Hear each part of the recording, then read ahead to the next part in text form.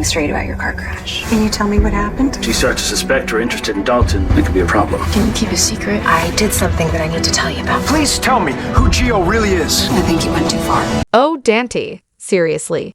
The guy can't seem to handle a simple dose of truth.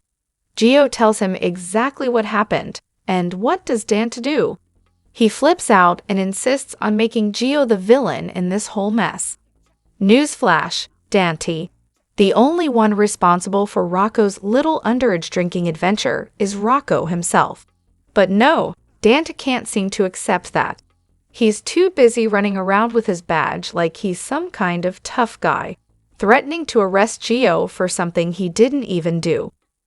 All because Rocco and Danny decided to sneak off to a college party and, I don't know, drink their weight in whatever. Gio wasn't even there when Rocco decided to drink and pass out. But sure, Dante, let's make him the scapegoat for your frustration with your bratty son. What really gets me is how Dante treats Gio like he's some lifelong troublemaker. The guy's never done anything bad in his life, and yet here comes Dante on his high horse, accusing him of enabling bad behavior. Excuse me, Dante, but last time I checked, your son and his buddy were the ones sneaking around causing problems, not Gio. Honestly, the writers are wasting so much potential with this ridiculous storyline.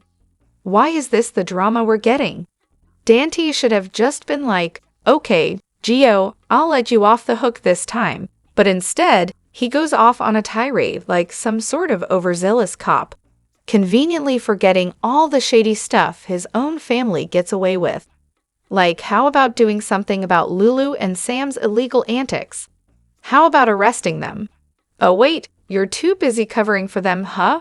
Nice. And don't get me started on how Dante's going to react when he finds out about Lulu sneaking around in Martin Gray's hotel room, stealing confidential information from Brooklyn and then trying to blackmail her. Will he arrest her for that? Or is it just Gio who gets the brunt of his justice? Get real, Dante. Gio should have told him, next time I see a drunk kid in trouble, I'll just turn around and walk away. No more helping out your little misfits. It's all just so ridiculous. Rocco's the one who messed up, not Gio. Dante needs to stop acting like the world's greatest cop and deal with the real problems in his own family. Hey babes, welcome back to Larivia. It's your girl Larivia, and trust me, today's tea is piping hot. Let's get into it.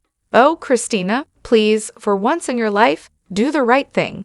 Tell the truth and actually take responsibility for your actions.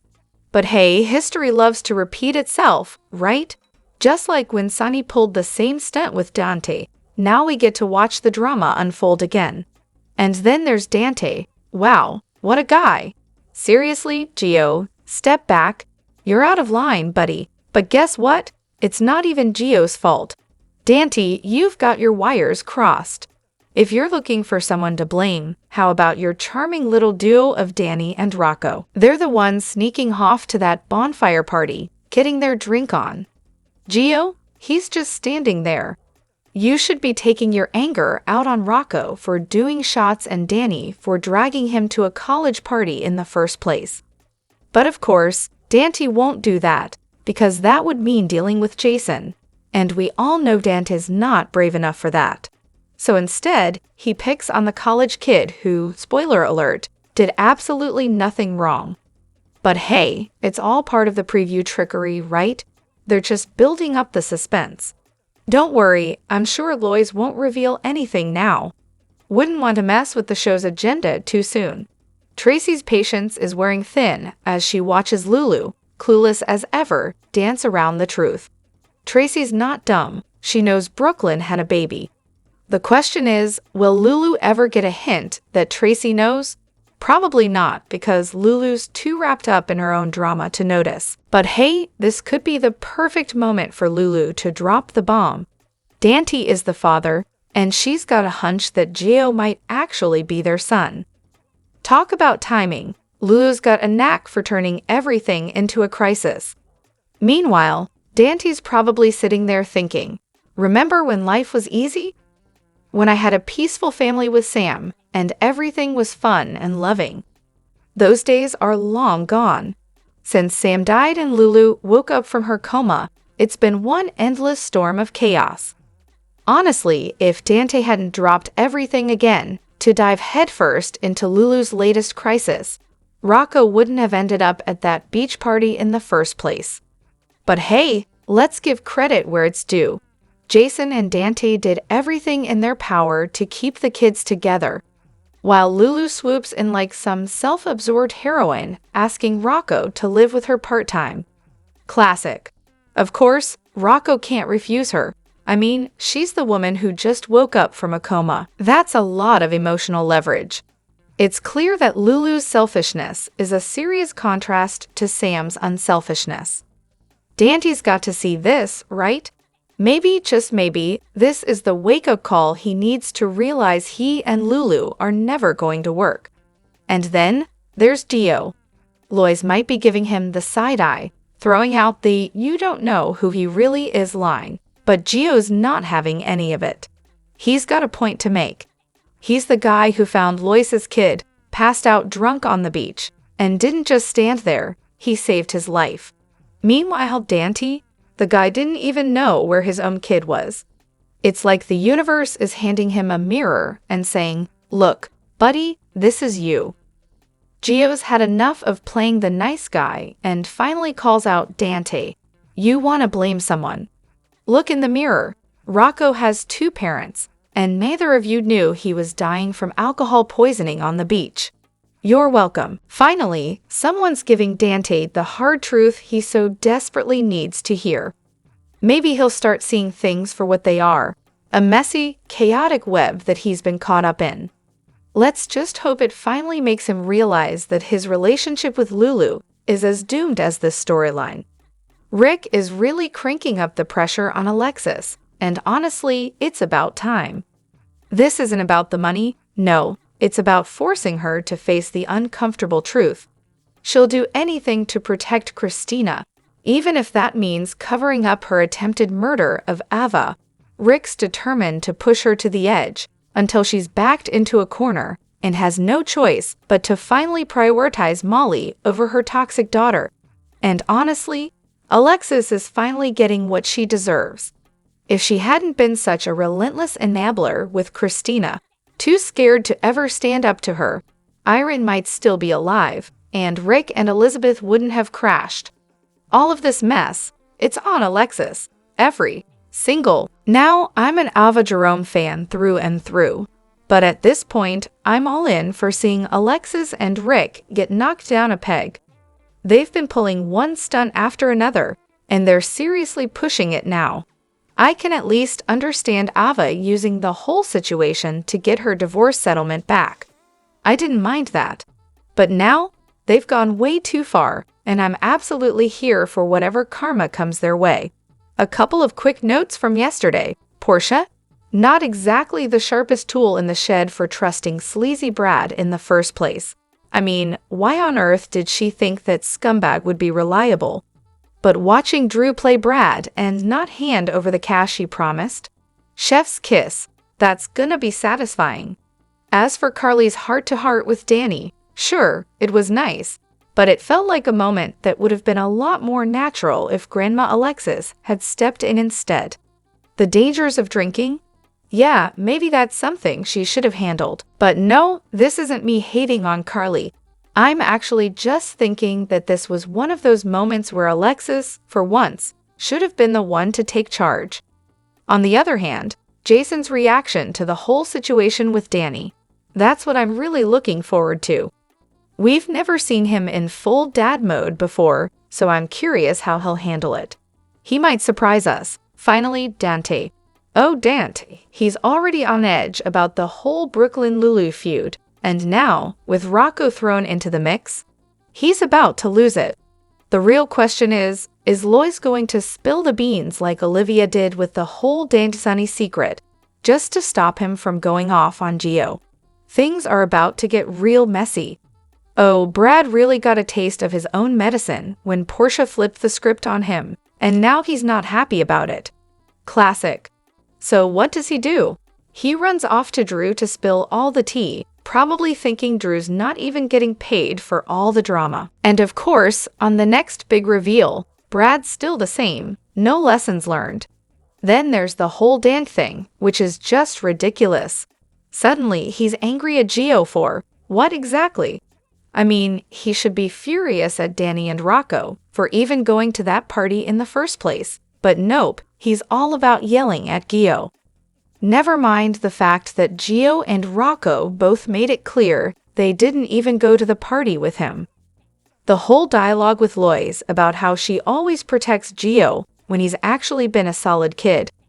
It's like they're just forcing conflict for the sake of the big reveal that they're father and son. But seriously, it comes out of nowhere. This makes zero sense. Why would Dan be so angry at him all of a sudden? Oh, and we're definitely gonna see some backlash here. Lois is gonna catch heat for keeping the baby's secret all these years, and Tracy's gonna lose it when she finds out. She's probably gonna start a whole theory about Sonny not being Gio's father, which is gonna alienate anyone who's on Sonny's side. And as for Lois, don't be surprised if Ned and Olivia tell her to just pack up and head back to Bensonhurst. Don't even bother coming back. Also, they keep panning to Cotty during these weird moments with Dante. How possible is it that Brooklyn actually slept with both of them? And, plot twist, he's Gino's father. Oh, Dante's about to eat a whole plate of humble pie, and it's going to be delicious. He's really going to regret screaming at Gio when he finds out that the kid is his son. I mean, how do you come back from that? He's not going to be able to apologize enough to make up for that mistake. And speaking of secrets, it looks like the truth is coming out sooner than expected.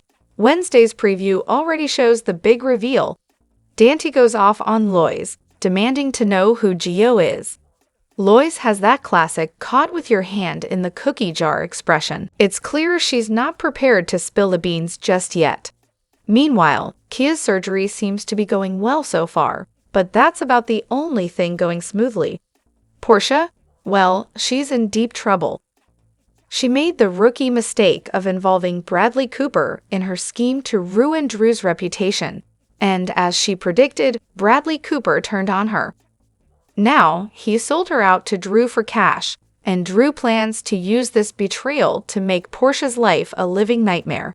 I'm really hoping their revenge plot fails, though.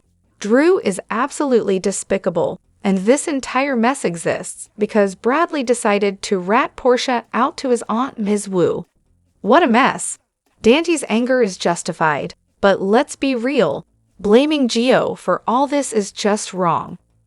Gio may have messed up by not telling Dante or Lulu about Rocco, but that doesn't mean he's the one to blame here. On the other hand, Carly laid down some hard truths for Danny. She really made him understand that not everyone is willing to take the same risks that Rocco does. Some people just aren't built for that kind of reckless behavior. Now Alexis, she's got a lot of work ahead of her. She needs to put her foot down and stop Rick and Ava from blackmailing her. Plus, it's time for her to tell Christina that she knows the truth about the accident.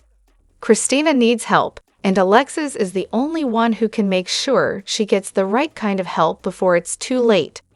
Lulu's also catching on, mostly because of Lois's outburst. She might be piecing together that Gio is actually biologically related to both Dante and Brooklyn. And let's be honest, Lulu and Dante's whole holier-than-thou routine is getting old.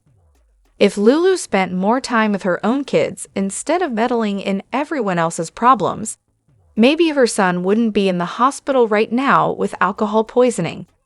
As for Jocelyn and her WSB gig, I'm sure she's raking in a decent paycheck. As for benefits, you bet.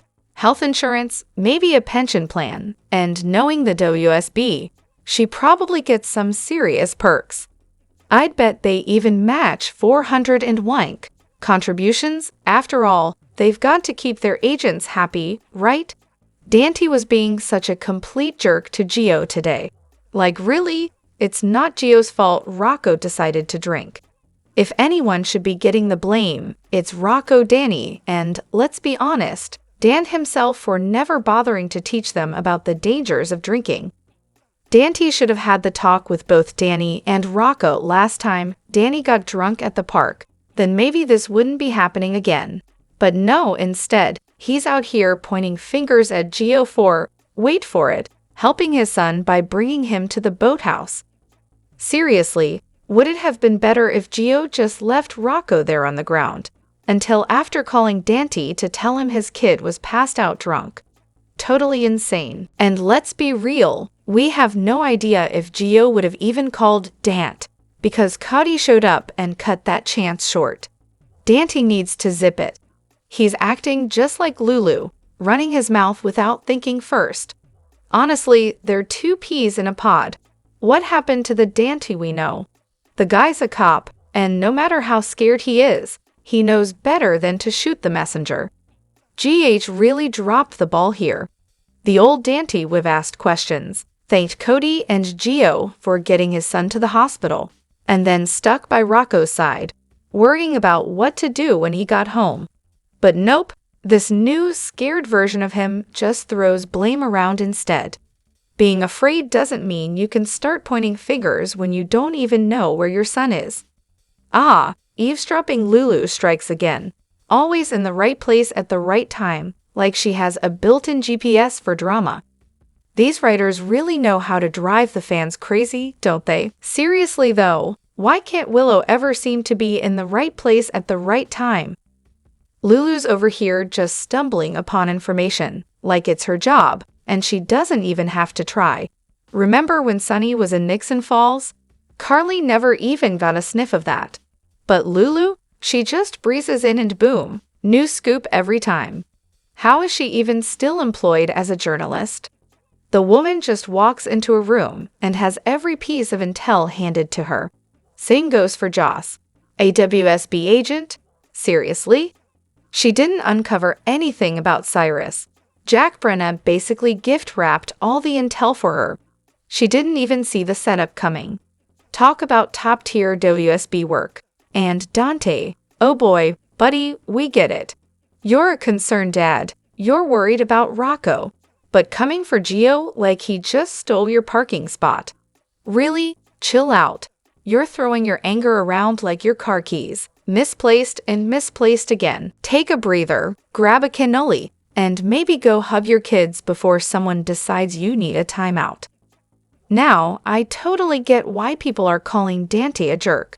Not only is he talking about arresting Gio, who, surprise, happens to be his son, but he's got his entire anger directed at the wrong person.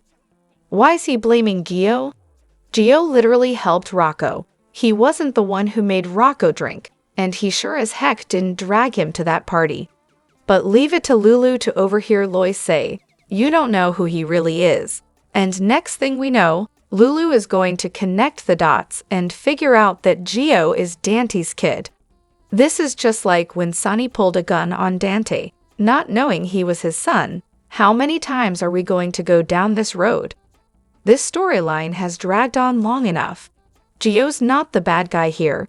Rocco's the one who needs a lesson in responsibility. And can we talk about Alexis for a second? She could have just told Ava and Rick, "I'll call Sonny and let him know the arrangements." But no, this is a soap, and they've got to stretch it out. Last time she tossed a gun in the river, now this. Seriously, Alexis, you're a lawyer. You should know better. At least Carly did something decent for once. She went to talk to Danny. The poor kid's mother is gone, and Jason is MIA, so someone needed to be there for him. But of course, Dante's too busy blaming Gio for everything. Danny's angry, confused, and looking for someone to point the finger at. And since he can't exactly blame Rocco, he's taking it out on Gio. Anyone with kids can understand where Dante's coming from, but man, he's gotta chill. Okay, so Dante is clearly going off on the wrong person here. He should really be scolding Danny and Rocco, not Gio.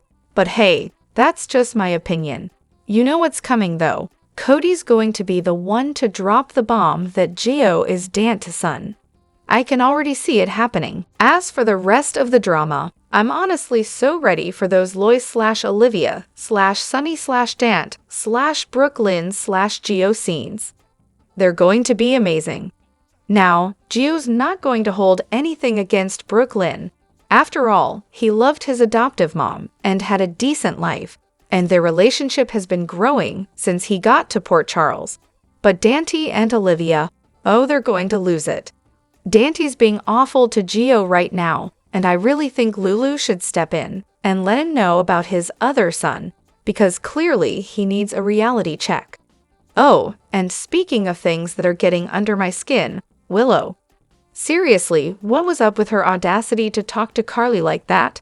And to tell Carly when and how she could see her grandkids. Michael would never have let that slide if he'd been there. Unbelievable. But let's be clear, Gio is not the one to blame here. The person who handed them the alcohol, that's where the blame lies. And then there's the matter of Drew versus Brad. It's a tough call. Do I dislike Drew more for being so entitled, petty, and vindictive? Or do I have more disdain for Brad, who's just always taking the easy way out, never owning up to his mistakes, and then wondering why no one trusts him? Both are winners in their own special way. And Dante? Normally, I'm a fan, but that whole explosion on Gio? Totally uncalled for. Gio did everything right, dropped everything to make sure Rocco got home safe. And instead of gratitude, he gets yelled at. Please. Dante should be thanking him, not throwing a fit. Drop your thoughts in the comment section below. Do you agree or disagree? Don't forget to like, subscribe, and hit the notification bell for more updates. Your opinions matter, and I will see you in the next video. Thank you.